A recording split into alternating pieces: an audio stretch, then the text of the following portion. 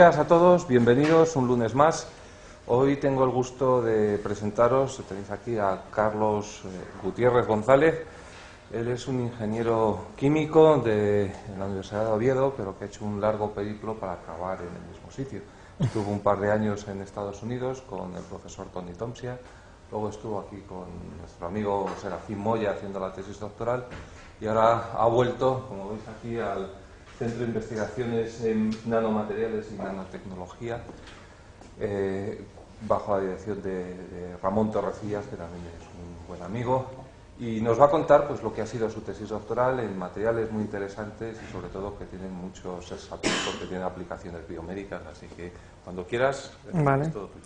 Pues muchas gracias. Gracias, profesor José Ignacio, por haberme invitado a dar esta charla aquí en la Universidad Politécnica. Bueno, pues como había dicho, el título de mi charla es Nuevos materiales de cerámica niobio con aplicaciones biomédicas. Este trabajo pues se desarrolló en el Instituto de Ciencia de Materiales de Madrid, aunque yo ahora estoy en este centro, en el Centro de Investigación de Nanomateriales y Nanotecnología. Es un centro nuevo que pues todavía no se ha empezado a construir, esperamos que durante este segundo trimestre del año empiece. Pues esto es una imagen virtual de lo que va a ser el centro.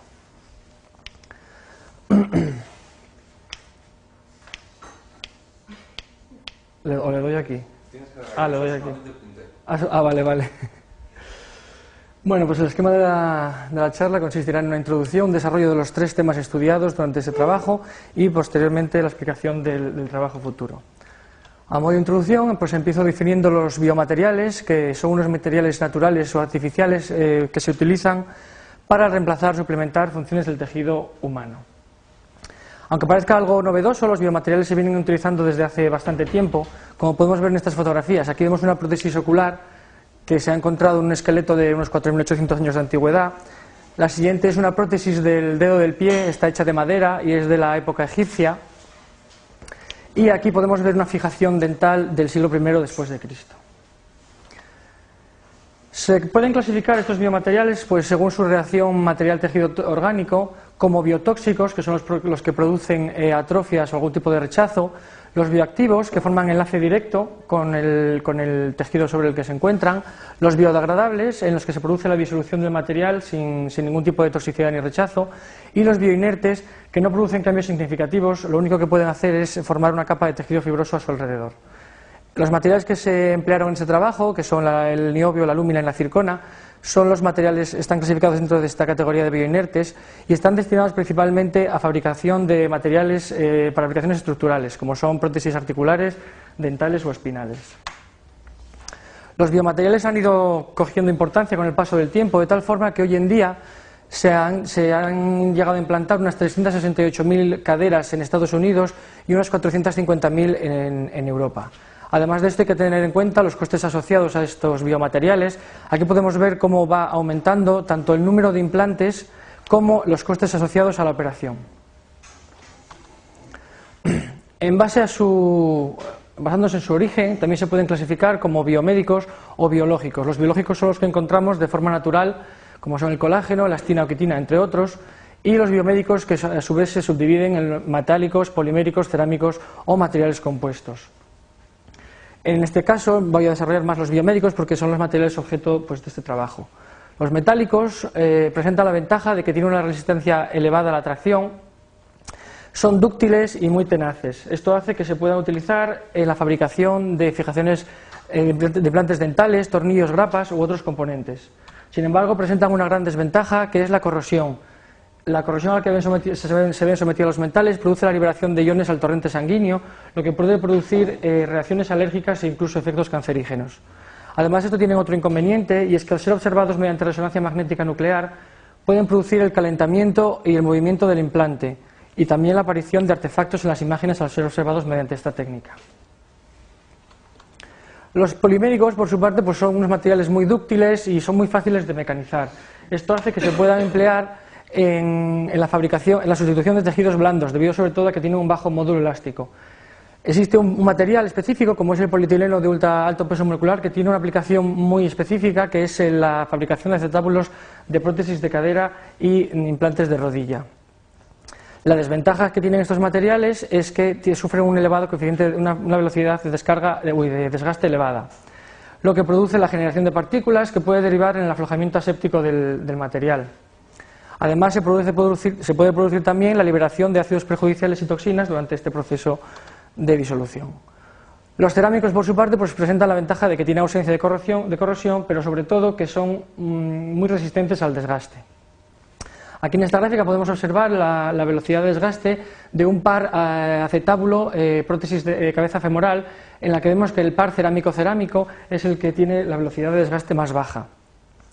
Desventajas de estos materiales, pues que son muy frágiles y muy sensibles a los defectos, y también están sometidos al crecimiento subcrítico de Orieta. La presencia de defectos en estos materiales, ya sea de forma intrínseca debido a un mal procesamiento del material o extrínseca debido a un manejo inadecuado por parte del cirujano, disminuye drásticamente la resistencia mecánica del material, pudiendo producir la rotura catastrófica. Esta rotura catastrófica que podemos ver aquí genera numerosos trozos que son muy difíciles de retirar por parte del cirujano a la hora de sustituir el implante. Para aprovechar un poco las ventajas de los distintos materiales por sí solos, los materiales compuestos surgen como matrices de distintas naturalezas, como puede ser metálica, polimérica o cerámica, combinadas con distintos refuerzos. De esta forma se pretende aprovechar un poco las ventajas de cada uno de los materiales aislados. Y se utilizan pues en la fabricación de implantes dentales, recubrimientos de articulaciones o sustitución de tejidos duros. En este trabajo lo que se va a realizar son materiales compuestos inertes, bioinertes, cerámica-metal, enfocados principalmente a la sustitución de tejidos duros. Por un lado, se pretende disminuir la velocidad de desgaste de estos materiales, que sean biocompatibles, y mejorar las propiedades mecánicas como tenacidad, tolerancia a los defectos y, por otro lado, un mejor comportamiento frente al envejecimiento. Las matrices que vamos a emplear pues son la circona, la lúmina combinada con circona y la lúmina reforzada con nanopartículas de circona. Como fase dispersa, en todos los casos, se va a utilizar el metal de niobio. ¿Y por qué el niobio? Bueno, pues el niobio es un metal de bajo módulo elástico que es inferior a otros que se utilizan en el campo de los biomateriales, lo que va a lograr que al añadirlo a un compuesto cerámico disminuya el valor del módulo elástico del compuesto, acercándolo más al valor del hueso. El niobio se utiliza hoy en día en implantes dentales, formando parte de aleaciones de titanio combinadas con hidroxiapatita. También se utiliza como metal puro en implantes de caderas para perros y se ha llegado a utilizar también en la fabricación de stents, que son unos vasos metálicos como unas redes que mantienen dilatado el vaso capilar, el vaso sanguíneo, perdón. Además de esto, se ha demostrado la capacidad osteoinductora mediante una activación de la superficie del niobio. Aquí podemos ver en este trabajo de Matsuno como un cilindro de niobio implantado en el tejido subcutáneo de rata no produce inflamación y en este caso se ha llegado a formar el hueso sobre él. Además de esto, el metal de niobio presenta una ventaja adicional, que es el bajo valor de susceptibilidad magnética, lo que va a eliminar los problemas asociados a la resonancia magnética nuclear.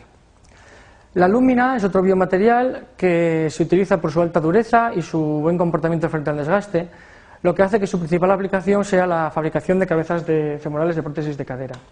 Sin embargo, presenta, como ya dije, igual que todos los materiales cerámicos, presenta la desventaja de la baja tenacidad, lo que deriva en la fractura catastrófica. La circona, por su parte, se lleva usando desde hace aproximadamente unos 20 años, surgiendo para resolver el problema de la baja tenacidad de la lúmina. Entre sus propiedades está la alta estabilidad química, la alta resistencia mecánica, bueno, pero sobre todo que tiene el mejor valor de tenacidad de todos los materiales cerámicos monolíticos. Esto hace que se pueda utilizar en estas aplicaciones. Y hoy en día el material de circona más utilizado es la 37ZP, que es una circona tetragonal parcialmente estabilizada con un 3% molar de ytria. Este material, sin embargo, tiene una desventaja, y es que sufre la degradación a baja temperatura. Esta degradación consiste en la transformación de su fase tetragonal a su fase monoclínica, lo que conlleva un aumento de volumen del 4% y la generación de microgrietas. Además de esto, el agua y el vapor en esta transformación. El mecanismo de envejecimiento más aceptado hoy en día es el propuesto por Libage, que se basa en las vacantes de oxígeno. La ytria, al entrar en solución sólida dentro de la matriz de circona, dentro de la red de circona, genera vacantes de oxígeno que hace que se estabilice esta fase tetragonal a temperatura ambiente. Sin embargo, cuando el agua reacciona y los iones OH ocupan estas vacantes, se desestabiliza y transforma a monoclínica.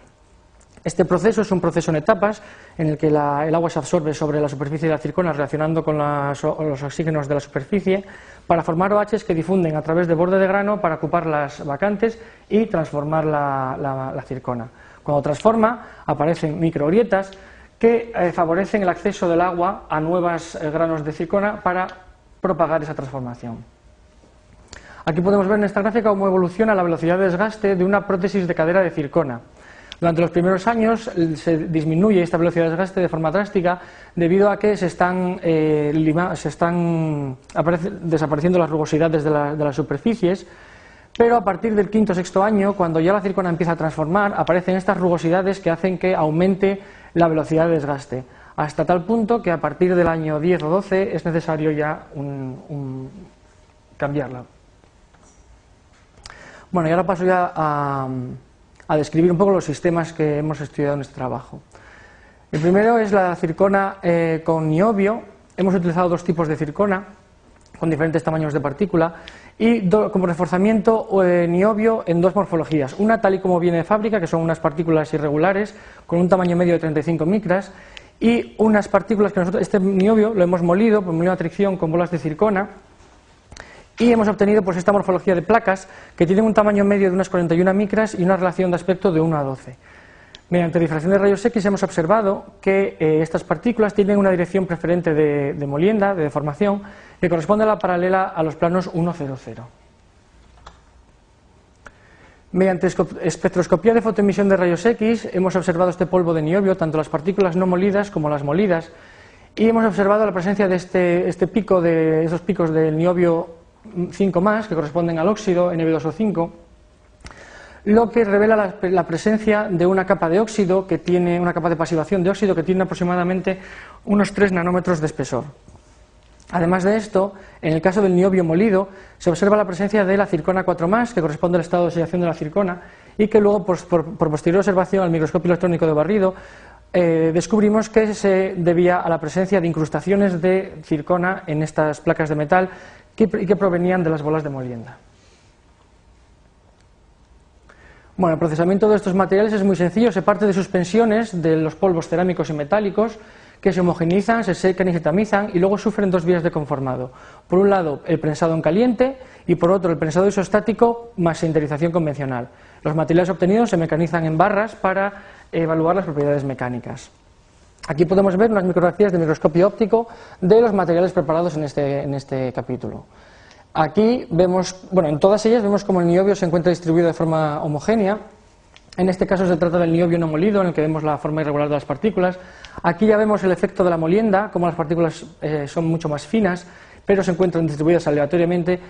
Y en el caso del prensado en caliente ya se observa la orientación de las partículas en la cara paralela a la dirección de prensado y no así en la cara perpendicular. En cuanto a las propiedades mecánicas, pues observa fundamentalmente que la resistencia mecánica cae con respecto a los materiales monolíticos al incorporar las partículas de niobio debido al aumento del tamaño crítico de defecto. Tanto dureza y modo elástico siguen un poco la regla de las mezclas, y la tenacidad en estos materiales reforzados con metal no se pudo calcular mediante el método de la indentación, ya que la longitud de las grietas generada no era lo suficientemente larga para aplicar este método, y se tuvo que recurrir pues a la evaluación de la curva R, que posteriormente explicaré. En cuanto a la tolerancia, para evaluar la tolerancia a los defectos, las barras mecanizadas se pulieron a 1 micra por una cara y se indentaron con diferentes cargas de indentación, de tal forma que producen diferentes tamaños de defecto.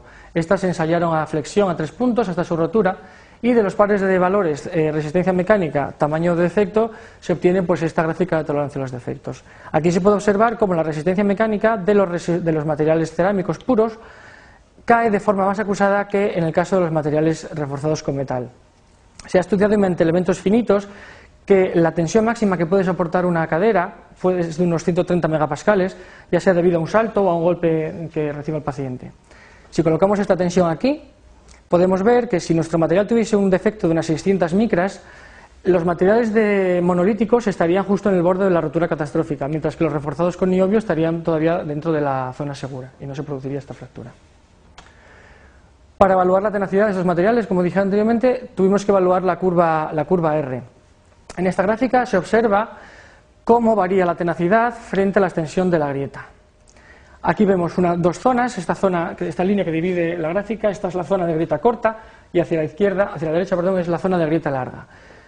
En la zona de grieta corta, el mecanismo de reforzamiento que actúa es el mecanismo de transformación de fase, que consiste en que las tensiones generadas en esta punta de grieta se liberan mediante la transformación de la zircona tetragonal en monoclínica, que, como dije anteriormente, aumenta de volumen un 4% y genera tensiones de cierre en esta punta de grieta, impidiendo que la grieta avance. Se observa aquí un salto considerable de los materiales monolíticos a los reforzados con niobio, y esto es porque la presencia del solución sólida del óxido de niobio que rodeaba las partículas entra dentro de la zircona y aumenta la transformabilidad, como se puede ver en estos difractogramas de rayos X. La 1 corresponde a la superficie pulida y la 2 a la superficie de fractura en ambos casos.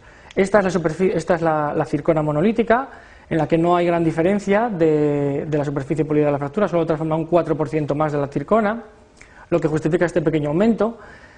Y sin embargo, en el caso de la zircona con niobio, el cambio es del 54%. Hay una cantidad de zircona mayor que ha transformado, lo que justifica estos saltos de la tenacidad inicial. Posteriormente, en la zona de grieta larga, el mecanismo que actúa es el de reforzamiento por ligamentos resistentes debido a las partículas de niobio que actúan como grapas que anclan las caras de la grieta, impidiendo que ésta avance.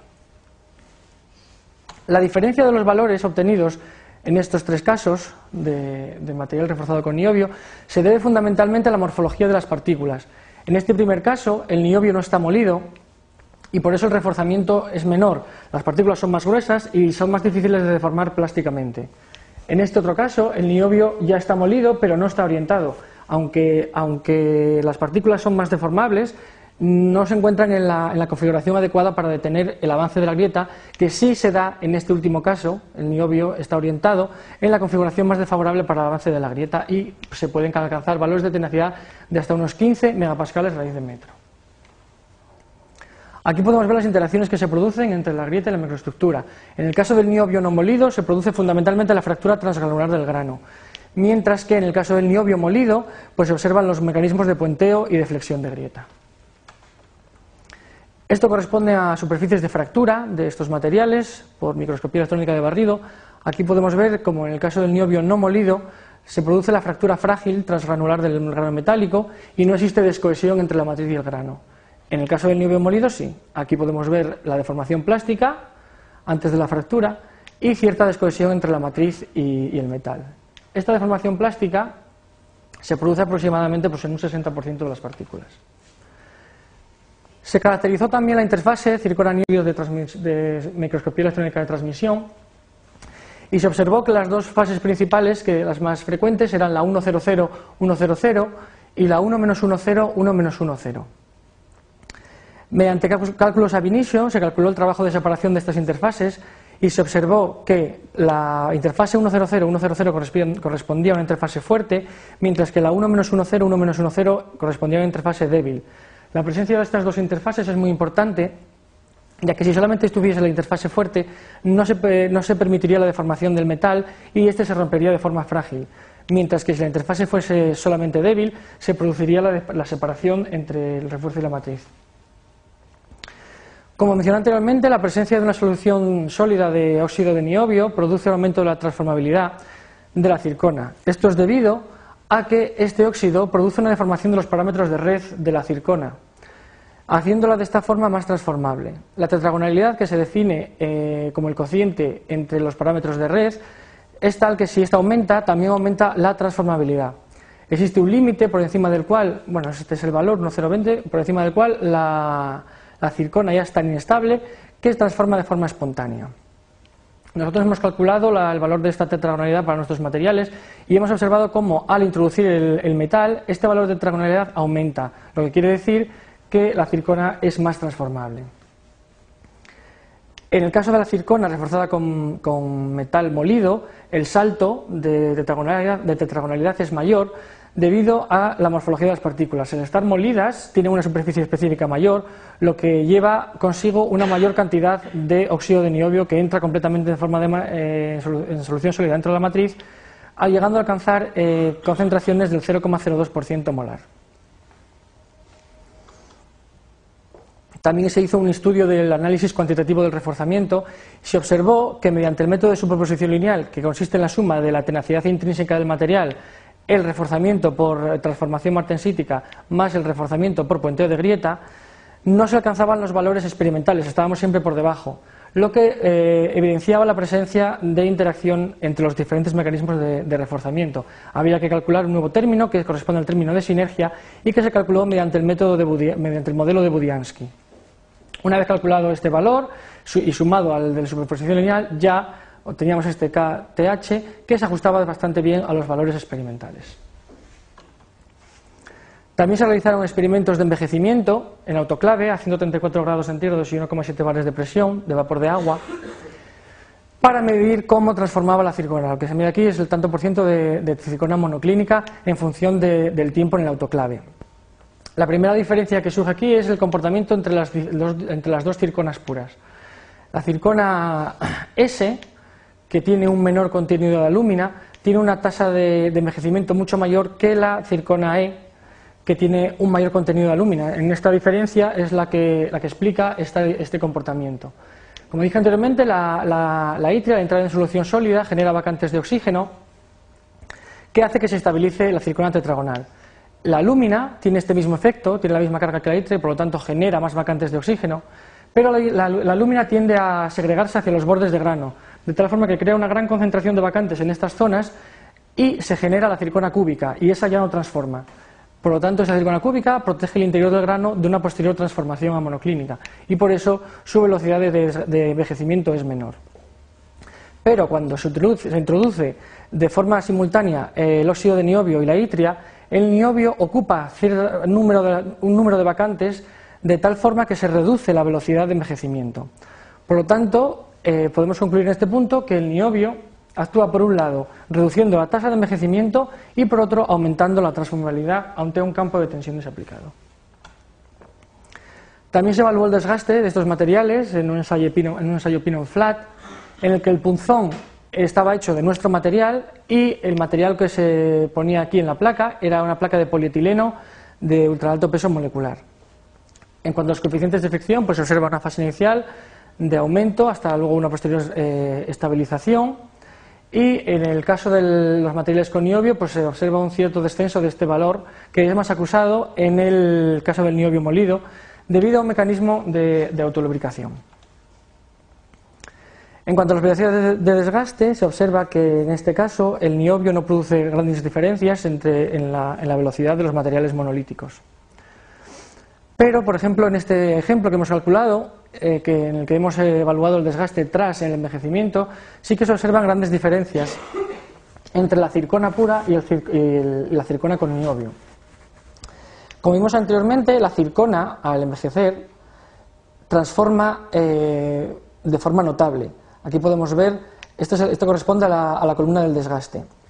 Se han ensayado dos placas de polietileno con estos dos materiales, envejecidos durante 30 horas. La circona, al transformar, genera rugosidades que se van reflejadas en estas rayas que se forman en la superficie del polietileno y no así en el caso de la circona con niobio, cuyo envejecimiento es prácticamente nulo.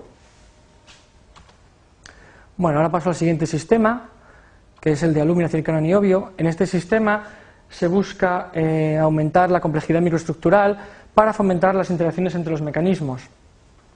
A la circona anterior le vamos a añadir en este caso la alúmina Taimei, que tiene un tamaño medio de partícula de 15 micras, y la fase reforzante en este caso será el niobio no molido. Aquí en esta tabla presento los distintos materiales presentados, así como la concentración de cada componente. El procesamiento es igual que en el caso anterior, solo que aquí solamente se va a utilizar el prensado en caliente como método de sinterización. Aquí podemos ver las micrografías de los materiales preparados. Se observa una disminución de grano de la alúmina al ser combinada con el material de circona. Y aquí una distribución homogénea de las partículas de niobio, tanto en la dirección de prensado, donde se puede observar una cierta orientación de los granos, como en la superficie perpendicular a la dirección del prensado. En cuanto a las propiedades mecánicas, se observa de nuevo un descenso de la resistencia mecánica al introducir los granos de niobio, debido fundamentalmente a este aumento de tamaño crítico, y la dureza, el módulo elástico y la dureza siguen la regla de las mezclas de forma aproximada. También se evaluó la tolerancia a los defectos, observándose de nuevo el efecto que tiene que para un mismo tamaño de defecto, la resistencia mecánica de los materiales con niobio están siempre por encima de los cerámicos puros.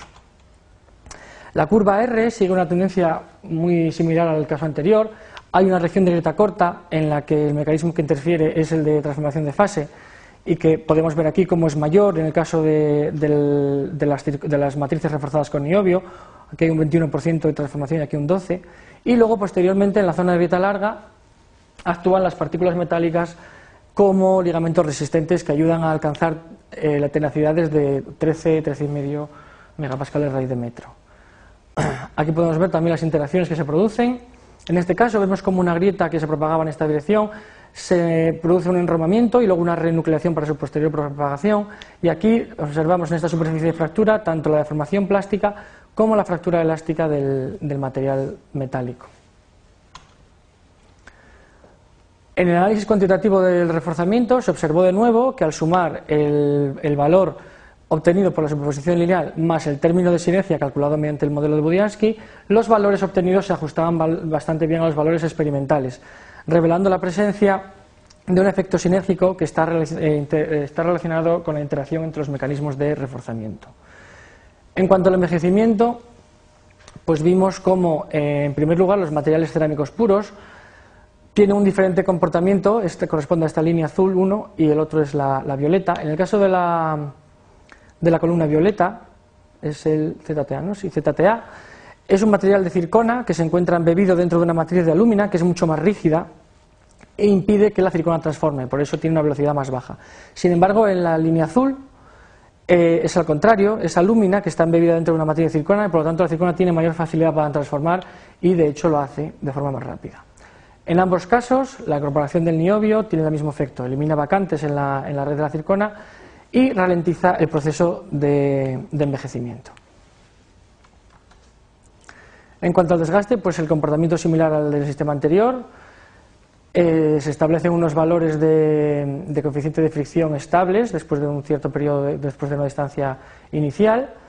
El efecto del niobio produce un descenso de este coeficiente de fricción debido al mecanismo de autolubricación. En cuanto a las velocidades de desgaste, se observa que para los materiales cerámicos puros se encuentra más o menos proporcionado respecto a la cantidad de cada material monolítico, y cuando se añade el niobio se produce un cierto descenso de esta velocidad de desgaste. Y por último, la alúmina nanocircona niobio. En este sistema se introduce una nueva fase nanométrica, de tal forma que vamos a obtener un nanocompuesto. Al tener esta fase nano se van a introducir nuevos mecanismos de reforzamiento, como son las tensiones residuales térmicas, los cambios en la morfología en borde de grano y las dislocaciones. Se va a buscar también un aumento del K1,0 para alcanzar valores próximos a los materiales covalentes, y se trata de materiales, por tanto, multiescala, que van a tener mecanismos que actúen en punta y en cola de grieta, y se va a buscar, por otro lado, la mejora de la tenacidad, sin que para ello se vea disminuida la resistencia mecánica. En este material se utiliza como matriz un polvo nanoestructurado fabricado en el Centro de Investigación de Nanomateriales y Nanotecnología del CSIC, que es alúmina con nanopartículas de circona adheridas en su superficie y como fase reforzante el niobio molido. El procesamiento es el mismo que en el caso anterior. El método de conformado es el prensado en caliente, y aquí tenemos la tabla con los materiales preparados y su composición. Aquí vemos en estas micrografías cómo las nanopartículas de circona han conseguido disminuir el tamaño de grano de la alúmina. En esta, que es un aumento de esta anterior, se observa cómo la alúmina ha pasado de 2 micras y media a 0,5 micras, mientras que la circona se mantiene en un valor medio de 90 nanómetros. En esta última vemos la distribución homogénea del niobio y la orientación debido al proceso de prensado en caliente. En cuanto a las propiedades mecánicas, en el sistema alúmina pura con niobio se observa, como siempre, el descenso de la resistencia mecánica, pero en el caso de las nanopartículas de circona, cuando refuerzan la matriz de alúmina y incorporamos el niobio, no se observa este descenso tan acusado. Esto se debe a que estas partículas de circona nanométrica que se encuentran distribuidas en borde de grano, debido a que la diferencia entre los coeficientes de expansión, se encuentran sometidas a tensiones de tracción, lo que genera tensiones de compresión en el borde de grano de las fronteras entre la alúmina. Esto refuerza esta interfase y impide que la resistencia mecánica caiga de forma tan acusada. Dureza y módulo elástico siguen cumpliendo de forma aproximada la regla de las mezclas. En cuanto a la tolerancia a los defectos de estos materiales, Se observa otra vez como en los materiales reforzados con niobio tienen una resistencia mecánica mayor para cualquier tamaño de defecto. La curva R pues tiene la misma estructura que los materiales anteriores, una zona de delta corta donde el mecanismo responsable del aumento de la tenacidad es la transformación de fase, y luego los materiales de niobio, pues el mecanismo de los ligamentos resistentes que hace que se alcancen pues valores aquí en este caso de 12 megapascales raíz de metro. Fractura, deformación plástica de los materiales molidos de niobio, y aquí en esta otra de microscopía electrónica de barrido vemos cómo el grano de niobio ha sido capaz de detener la propagación de esta grieta que venía en esta dirección. En cuanto a los coeficientes de fricción, pues se observa un descenso bastante acusado en el valor de este coeficiente al introducir las nanopartículas de niobio, que luego disminuye un poquito más con las partículas metálicas. No, perdón, aquí he dicho con niobio es con circona, y aquí al introducir el niobio desciende un poquito más. En cuanto a las velocidades de desgaste, el salto aquí es muy acusado. De la lúmina a las nanopartículas a la lúmina reforzada con nanopartículas de circona es un cambio bastante fuerte, debido a, como comenté, a esta presencia de nanopartículas de circona en borde de grano, que refuerza la interfase de la lúmina, impidiendo que se formen arranques. Esta formación de arranques produciría la formación de un tercer cuerpo al sistema tribológico, que hace que aumente el material el desgaste en este material de alúmina pura. Cuando se introduce el niobio, se produce un descenso adicional de esta velocidad de desgaste. Sobre estos materiales se han empezado a realizar ya ensayos en Simulated Body Fluid para observar la precipitación de fosfatos de calcio y fósforo. Aquí podemos ver la presencia de unos precipitados tras 2 semanas de inmersión en este líquido. Y por otro lado, también se han hecho trabajos para activar la superficie del niobio, observando la precipitación de una nanoestructura porosa de sodio y niobio que puede actuar como semilla para la nucleación de hidroxiapatita. Bueno, pues en cuanto al trabajo futuro, en primer lugar, bueno, esto ya se está haciendo, esto ya se ha hecho, esto ya está hecho, la evaluación de bioactividad in vitro ya está hecho, que consiste, pues eso, fundamentalmente en los ensayos en suelo fisiológico artificial, que han dado resultados bastante satisfactorios, y ahora lo que sí se está haciendo ahora mismo en colaboración con la Universidad de Santiago de Compostela es la evaluación in vivo, que consistió en la implantación de cilindros de estos materiales, tanto en el fémur como en defectos craneales de conejos. Estos conejos son los que llevan las muestras. Estas fotos las hice yo mismo hace 2 semanas que estuve ahí en Santiago de Compostela, y vamos a ver pues cómo evolucionan los animales. Así que nada más. Esto es todo. Gracias. Pues muchísimas gracias. De nada. Muy claro, pero aún así seguro. Si tienen preguntas, sí. Preguntas, pues sí que os animo a participar. Sí. Yo sí tenía que hacerte una pregunta. Bueno, me ha encantado la charla, muchos resultados y muchas curiosidades. Sí. Quería alimentar a las que me han llamado la atención. Bajo el punto de vista de diseño de material, da la impresión